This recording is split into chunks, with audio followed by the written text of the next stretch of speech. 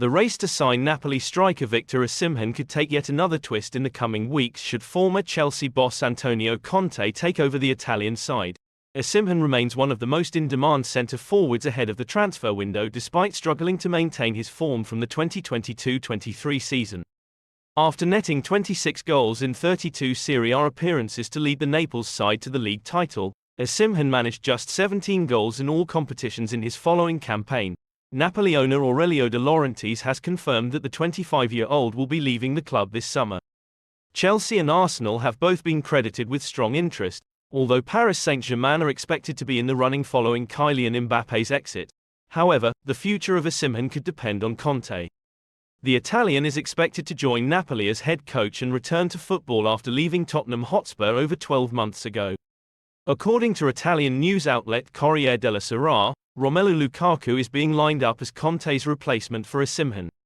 The striker scored 21 times in 47 games for Roma last season and isn't expected to stay at Chelsea this summer. The imminent appointment of Enzo Maresca could change that, but Lukaku has dropped countless hints over his preference to leave the West Londoners permanently. Reports have previously stated that the Belgium international could be available for around £37 million. Osimhen's €130 million, £110.7 million, release clause is expected to be too much for Chelsea to activate, so a potential player plus cash exchange with Lukaku going the other way could present an opportunity.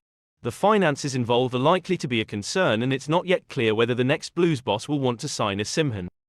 However, if Todd Boehly can construct a deal to sell Lukaku and bring Osimhen in, it's the best of both worlds. Maresca was quickly included on the shortlist of potential replacements for Mauricio Pochettino, who left Chelsea by mutual consent at the end of the season, and was established as the top target on Monday. Chelsea are keen to act quick, and numerous reports, including from Fabrizio Romano, note that a contract has already been agreed with Maresca, who has made it clear he wants to take charge at Stamford Bridge. A deal is yet to be struck with Leicester, however. Maresca's contract with the Championship winners includes a release clause of £9 million, a figure which jumped up after the Foxes' title win.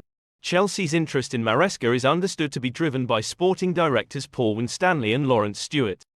According to the Evening Standard, the duo have convinced Chelsea's co-owners to make a move for the Italian. Maresca impressed Chelsea officials with his possession-based style, which led Leicester to the top of the Championship during his first season in charge. Before joining Leicester, Maresca spent a year working as Pep Guardiola's assistant at Manchester City, having also impressed in a season working as the manager of City's under-23 setup. Maresca, who has also been an assistant with Sevilla and West Ham United, only had one prior stint as a senior manager prior to joining Leicester. He signed on with Parma in May 2021 but managed just 14 games before being relieved of his duties and returning to City. In total, Maresca has overseen just 67 matches of senior football but now appears set for a huge jump up to the Chelsea job. Chelsea have registered an interest in Tosin Adarabioyo as they ponder whether to hijack Newcastle United's proposed move for the Fulham defender. Newcastle hope to kickstart their summer business with a double move for Bournemouth's Lloyd Kelly and fellow free agent Adarabioyo, and have made good progress on both deals. The club will announce their retained list shortly but need to sign cover for Jamal Lascelles and Sven Botman, who will miss significant portions of next season with serious injuries. I understand that the club hope Kelly, who ticks the versatility box that Newcastle are looking for across their recruitment drive, will sign a long-term deal with the player set to depart Bournemouth shortly. But the highly rated Adarabioyo retains interest from elsewhere, and I understand Chelsea are one of a clutch of Premier League clubs to hold talks with the 26-year-old in recent days as he considers his next move. Newcastle's move for Adarabioyo made concrete progress last week, and he has been enthusiastic about linking up with Eddie Howe. But the player has rival interest from Manchester United and managerless Chelsea, whose transfer committee are understood to rate the defender highly. They are also traditionally higher payers than Newcastle, although the Magpies have loosened their wage structure in the PIF era and have made Adarabioyo what sources maintain is a very competitive offer. Ultimately, the decision may come down to the club that can offer the centre-back the best platform towards international recognition. Both clubs are acutely aware of their profitability and sustainability rules (PSR) situation this summer, and that makes Adarabioyo, who will be available on a free transfer when his contract expires at the end of next month, a hugely attractive option. Meanwhile, Chelsea are out of the running to appoint Ipswich Town's Kieran McKenna, with sources telling I that the 38-year-old remains the favourite to take the Brighton job. I understand that Leicester City's Enzo Maresca and Roberto De Zerbi, who left Brighton at the end of the season, are now front-runners for the role. Brentford's Thomas Frank has also been linked with the vacancy at Stamford Bridge. Chelsea have been handed an update on the future of Inter striker Lautaro Martinez with the January transfer window now open. The Blues have been very busy in the recent trading periods with 4 managers employed under the helm of Todd Boehly since his takeover in May 2021. In that time, over £1 billion has been spent, and that total looks set to increase this month, with the Blues looking at signing a new striker and defender, while the likes of Conor Gallagher, Trevoh Chalobah and Ian Martson could all leave the club. Thiago Silva is also not getting any younger, and he looks set to play his final 5 months at the club with his current contract expiring in 2024, while Trevoh Chalobah, Ben Chilwell, Mark Cucurella, Reece James and Wesley Fofana are also all injured. With that in mind, Ousmane Diomande and Jean-Claire Todibo have been identified as 2 options that could potentially arrive in future windows. However, the main focus is located in attack, with Ivan Toney and Victor Osimhen as the 2 obvious signings Chelsea could make.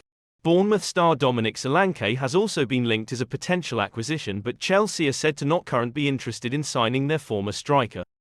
Inter's Lautaro has also been mooted as an option following his displays last season that helped the Italian giants reach the Champions League final. Unlikely with a major update provided on his future, I'm afraid I don't have anything very positive for Chelsea fans on this one, transfer guru Fabrizio Romano revealed this caught offside. Everything I'm hearing is that Lautaro is going to sign a new deal at Inter shortly. The 26-year-old see his current contract expire in 2026, with Inter understandably wanting to tie down his future as he is on course to win the Serie A Golden Boot. At around 11:30 a.m. on Tuesday morning, Mauricio Pochettino shook hands on his Chelsea departure and left the lawyers to finalize a divorce that had not required a relationship expert to predict. Pochettino is the 3rd permanent manager to leave the club under the Clearlake Capital Todd Boehly ownership, but this time it was mutual. There was no sacking and no arguments or rancor, just handshakes and an agreement to move on respectfully. A dinner with co-controlling owner Boehly last Friday night proved to be a last supper for Pochettino, but underlined the goodwill that remained underneath any disagreements or dissatisfaction. With 1 year remaining on his 2-year contract that was signed last summer, Pochettino will receive a handsome payoff and can be proud of what he achieved at Chelsea, having clinched European qualification in a 5-game end-of-season winning run. While Thomas Tuchel's sacking was a shock, resulting in recriminations, and the dismissal of Graham Potter felt premature and harsh, Pochettino's mutual departure appeared inevitable for some time and would no doubt be regarded as the best thing for both sides. Pochettino was called into Chelsea's Cobham training ground at around midday on Monday as part of the club's end-of-season review to meet with sporting directors Paul Winstanley and Lawrence Stewart. He also spoke with co-owner Bedad Eghbali. There were no disagreements over who should be in charge of transfers or which players should or should not be sold. The differences are explained as being more philosophical and relate to the dynamics of working within a club structure. With a long season only just finished, nobody wanted to make a rash decision that could later be regretted, so all parties agreed to sleep on day 1 of the meeting and reconvene on Tuesday morning. But nothing had changed by day 2, and by about 11:30 a.m. Pochettino's departure was verbally agreed. Boehly had returned to America after dining with Pochettino last Friday night and visiting him again at Cobham the next day, ahead of the final day victory over Bournemouth. The billionaire kept in contact by telephone during Monday and Tuesday's discussions.